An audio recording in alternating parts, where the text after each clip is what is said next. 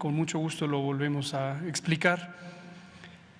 En términos generales, las intervenciones de salud pública, las intervenciones de salud colectiva, tienen que tomar en cuenta el beneficiar no solamente a cada persona, sino al conjunto de las personas.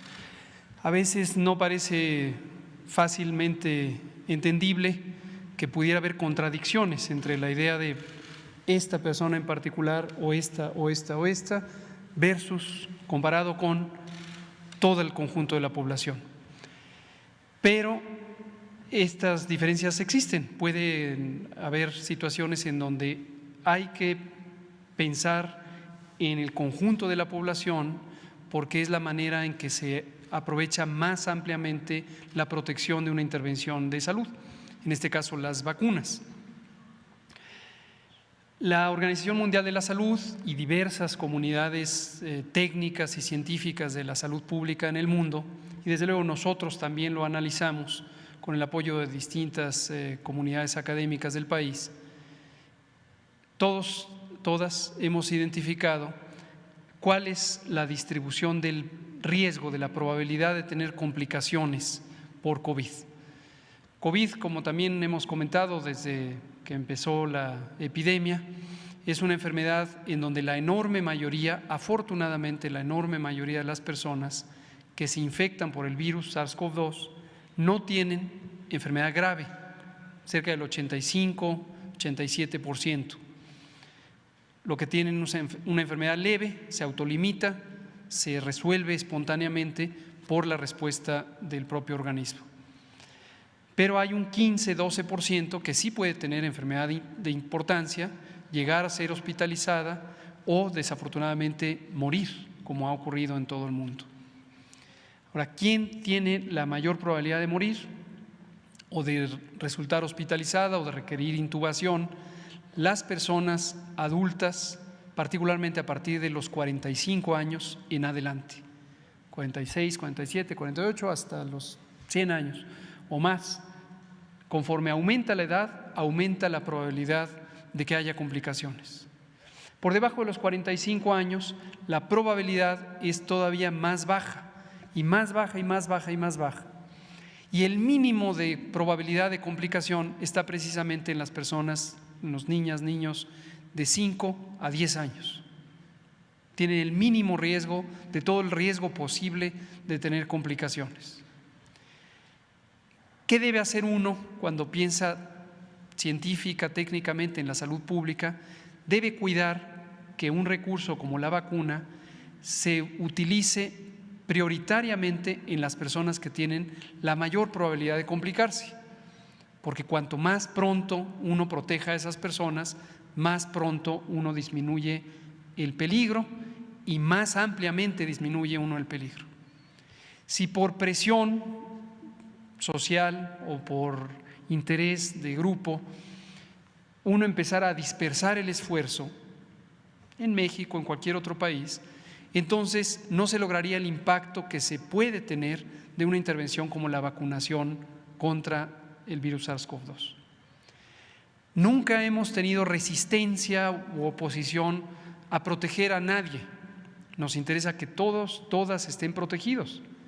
Pero efectivamente la distorsión que se ha hecho en los medios, y desafortunadamente a veces eso crea un cerco informativo y la población se confunde porque le dan información falsa, torcida, distorsionada, nos quieren hacer aparecer como que somos Herodes casi, que no queremos a los niñas y niños.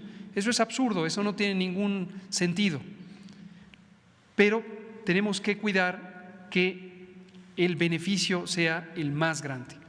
Entonces, en este momento seguimos priorizando a los grupos de edad que tienen el mayor riesgo, como lo definimos desde el 8 de diciembre de 2021, cuando presentamos, de 2020, perdón, cuando presentamos aquí el programa de vacunación. Y esto es exactamente compatible con lo que hasta este minuto recomienda la Organización Mundial de la Salud, la Organización Panamericana de la Salud.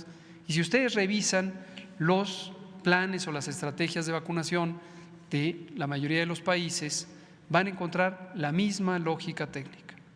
Ahora, un último elemento, el jurídico. Efectivamente, esta intención de desvirtuar, de pervertir, de sabotear las estrategias de salud pública o las políticas de interés colectivo por personas en lo individual, tiene doble componente. Hay una parte que quiero volver a destacar, como lo hemos hecho muchas veces, nos parece completamente legítimo. Una mamá, un papá, un abuelo, abuela, cualquier familiar que vea a su hijo de manera directa y dice: yo quiero que mi hija, mi hijo estén protegidos. Totalmente legítimo, entendible, es un sentimiento natural, muy noble. No tenemos nada en contra de eso. Lo que sí nos parece muy lamentable es que haya grupos de oportunistas que por razones económicas o por razones políticas o por lucimiento estén cazando prácticamente a personas que tienen ese noble sentimiento, familias, para estarlas estimulando a hacer estos amparos y llegar a resoluciones judiciales. Hoy es 22 de febrero, precisamente hace 3 años, el 22 de febrero de 2019, la Suprema Corte de Justicia de la Nación estableció una tesis de jurisprudencia. Esto quiere decir un pronunciamiento, una sentencia que ha sido repetida y se establece ya como un criterio general. Esa tesis de jurisprudencia, por cierto, la he mencionado muchas veces, me llama la atención que ningún medio de comunicación le haya interesado investigar sobre qué es eso. Pero hoy es 22 de febrero, hace 3 años la Suprema Corte estableció formalmente 2 perspectivas, 2 dimensiones del derecho a la protección de la salud. El derecho individual, que es más comúnmente identificado, y es cada uno de nosotros tenemos derecho a que se nos proteja nuestra salud, en lo individual. Pero la Suprema Corte de Justicia reconoció que hay otra dimensión y es la colectiva, la grupal.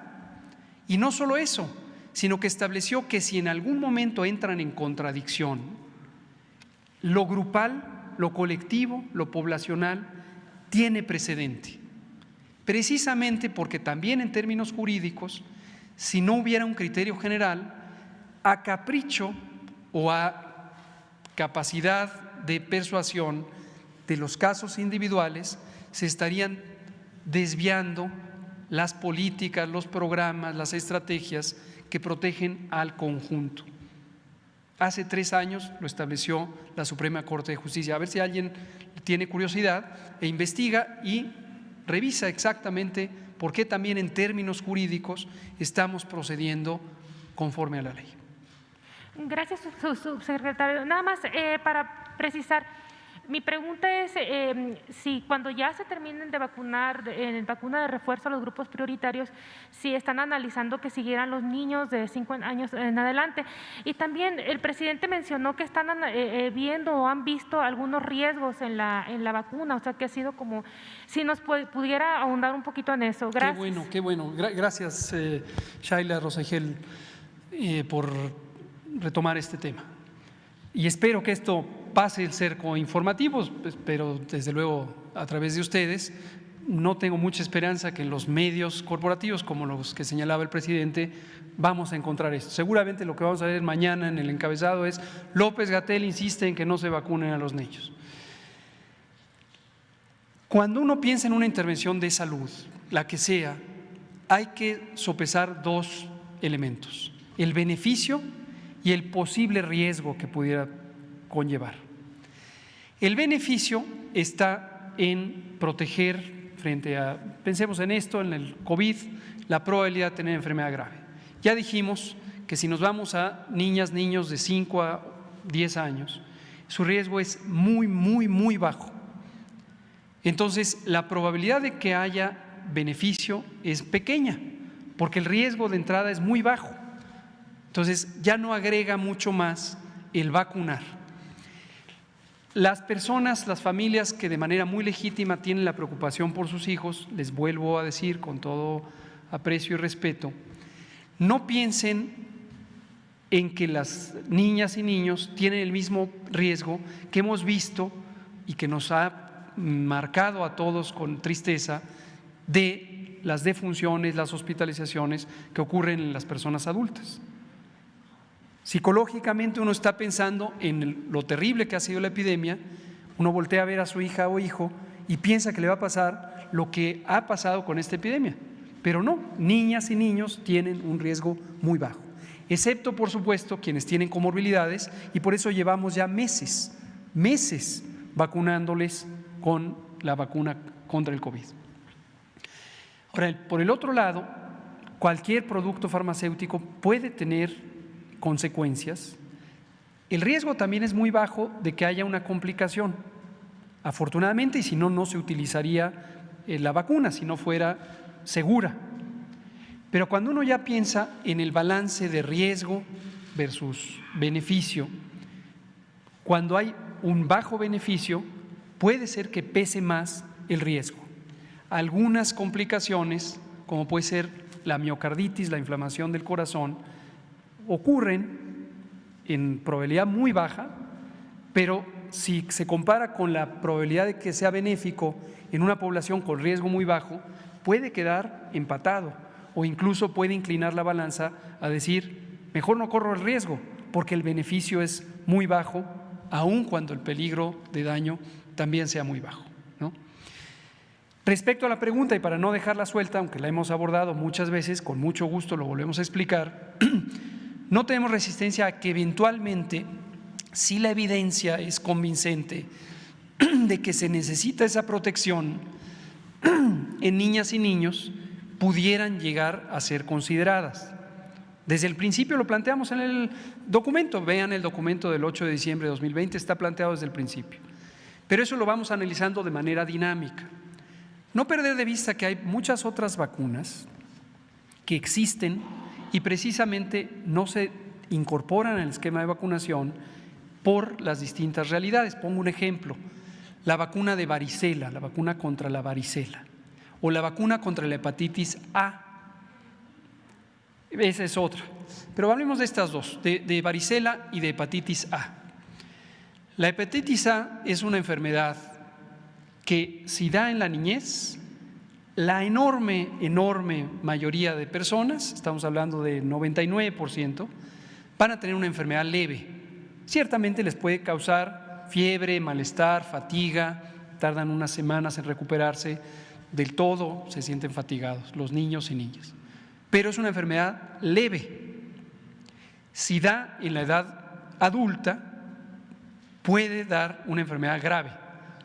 También en la minoría, pero puede ser grave. Sin embargo, cuando uno considera la perspectiva poblacional, colectiva, uno puede identificar que la utilidad de la vacuna es muy baja, porque la gran mayoría de las personas en México ya tienen anticuerpos contra hepatitis A después de los 15 años. La varicela lo mismo, la varicela exantemática es una enfermedad que si da en la infancia es una enfermedad leve, generalmente da entre los 8 y los 10 años de edad.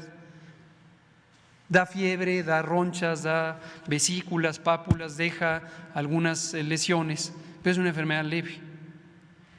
Y pasados los 15 años, la enorme mayoría de las personas en el mundo, no solo en México, ya tenemos antecedente de varicela y tenemos anticuerpos contra varicela.